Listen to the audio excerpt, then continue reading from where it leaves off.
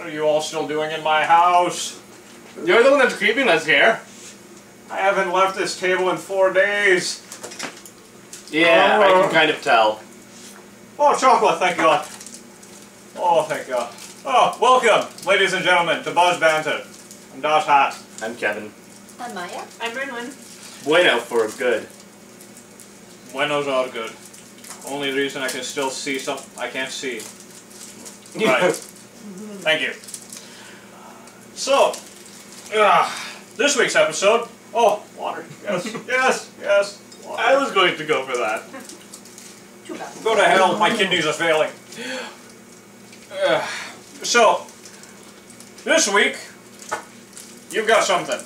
Yes, we're going to talk about the Hunger Games. So, it's going to be a more... You mean Battle Royale?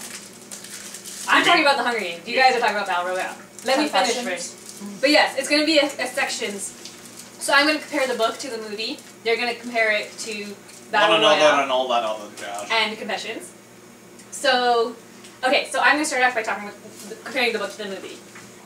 And the main point, and I've told these guys frequently, that I think the biggest difference between the book and the movie is the way the story is told. And I like to think back into normal storytelling, not normal storytelling, like original storytelling where you tell the same story over and over again, but the difference is how you tell it. And I think that's really important. I'm not so into, oh, you know, they stole the story from someone else or whatever. I don't care about that stuff. I care about how you tell the story. And Hunger Games is a perfect example of how telling a story a certain way can fail, and telling it a different way can actually succeed. Now, I know I'm going to get a lot of hate for saying that The Hunger Games isn't well written, because a lot of people love The Hunger Games. But the truth of the point is, it is not well written. It is teen fiction, and you have to expect that kind of thing. She writes in first person, which is okay. Except the way she does it drives me crazy. Exactly. If you read Memento, the story of Memento, that's written in first person as well, but that is a brilliant, brilliant, brilliant short. Isn't that kind of like... Is that not kind of like... comparing the Star Wars prequels to Citizen Kane, though? Yeah. Citizen Kane.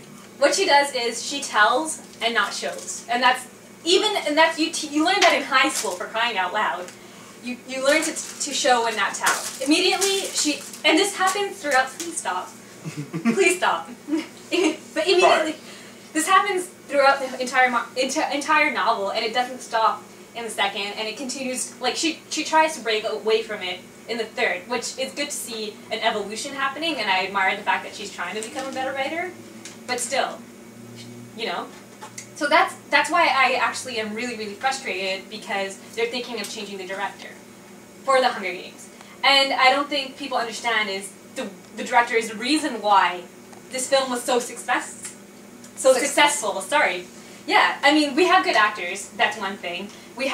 But you know, the editing, everything that puts together, everything encompassed is what made this film so amazing. Right. And it's really frustrating to see that they're trying to change the director. And you've seen it in Harry Potter where they change the director, and then suddenly the entire feel of the movie is different.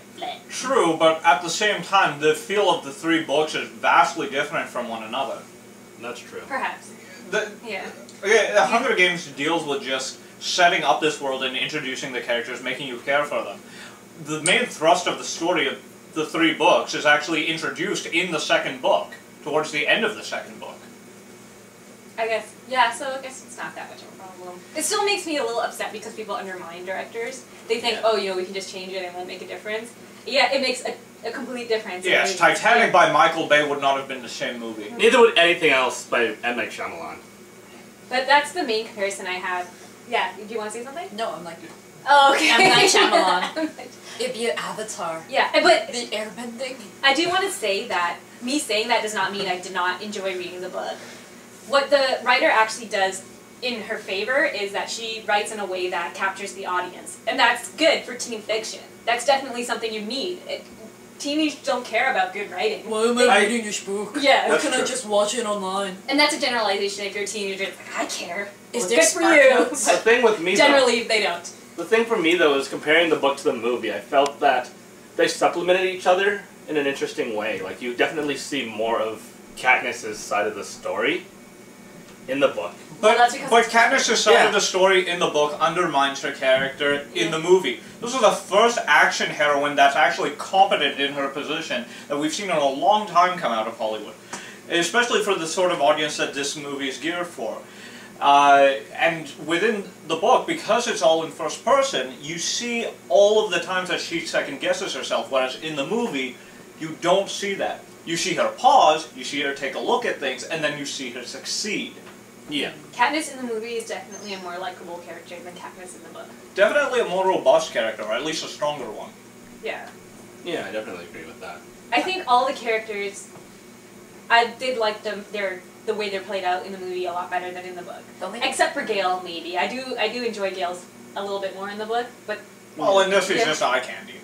I don't know. Like I Nice found eye I candy. found that there were unnecessary scenes of every time Katniss interacted with Peeta. It would zoom into like her whole, back in the colony, her real boyfriend, and it would just close into his face, and he's like, yeah, forget this. no. Well, I think it's just because he doesn't have that much of a role in the books itself that you Yeah. need to sort of encompass it. It's kind of like adding Arwen in Lord of the Rings. They could have done You it. just have to like Yeah. like you Yeah. need to add more of it to make it make sense. You could have Yeah. done it once, maybe one or two times, but like every single time, and, like free stuff instantly switches back to colony. Oh. Yeah. Oh no, Not she's even- surviving. Not even that, but whenever there are certain moments during the movie which she has in her interactions with Peeta, and it flashes back to that bread moment. And I kind of see the I point of like that, but that. I actually no, like those I see the flashbacks. point of that, but Yeah. it's like sometimes I feel like it's overdone. Yeah. Well, I didn't think so. It was you- only you ever see done it. twice. You see it It in was only bits. done twice. You see it in bits. You have like that initial sort of mystery. All right, she's out in the rain. All right, he's in there. What's the point? Yeah. And then you get the point later, and you're just like, oh. Did Yeah. you ever sit down to think about why are there pigs at the bakery? He chucks the bread I did to think about pigs. that. Yeah. I was like, why not chickens? What would Chicken you would provide possibly do eggs. with yeah, exactly, Yeah. for the bakery? Take them to the capital to sell them so you can get more bread dough. If But you he's can make already your a bakery. Oh. No, that's the thing. They don't have those sorts of resources. You see all of the grain in the riots in District whatever the hell the 11. black people are from. 11, maybe. Yes, District 11 has all the grain and everything, and all the black people. So these people can't. The District 12ers don't actually get like flour, eggs, and stuff on their own.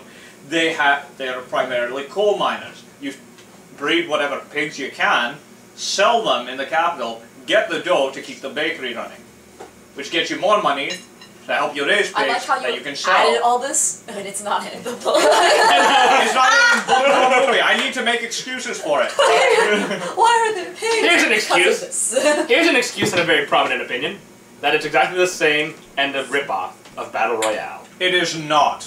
They're very It is- different settings. It isn't a matter of the setting.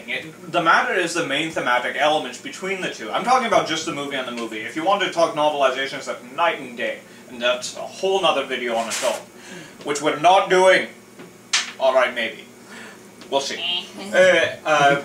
But between the two films, yes, in both instances you have the powers that be say children must die for our amusement and to make a political statement.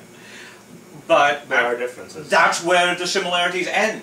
There are huge differences. There are massive differences. For example, in Battle Royale, the whole thing isn't really filmed and broadcast like a game show. Right, there is a sort of mass media attention to whoever wins the Battle Royale, but the major difference between them, which actually springboards into all the other ones, is the fact that all of these children know one another.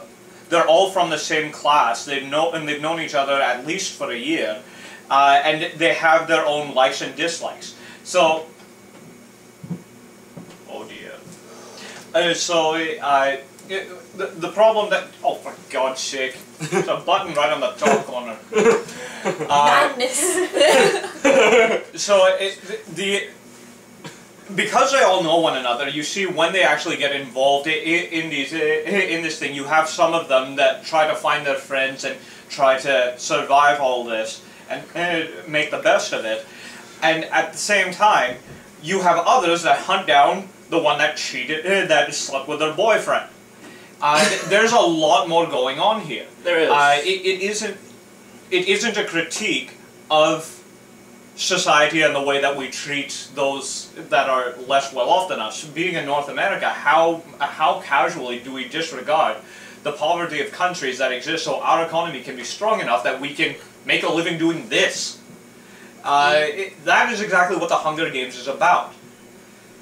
Battle Royale, on the other hand, is a very close look at the human psyche and how exactly we deal with life and death situations. Do we band together? Do we fall apart? People who have gone through it before. You have the two characters. One that comes back just because he's actually a serial killer now, and he needs to kill these kids because it just fulfills some desire in him. And The other one because the school's an ass. Yeah, the other one is coming back because he has undealt with the issues. He had to kill his girlfriend in the last Battle Royale, which he won. And he comes back to it because he's got some serious psychological scars that he needs to deal with. Well, apart from the fact that the school kind of just made him. This is why I felt that Confessions was the two that come voluntarily, one comes because he wants to kill people. The other one has to deal with what was the smile on my girlfriend's face right at the end.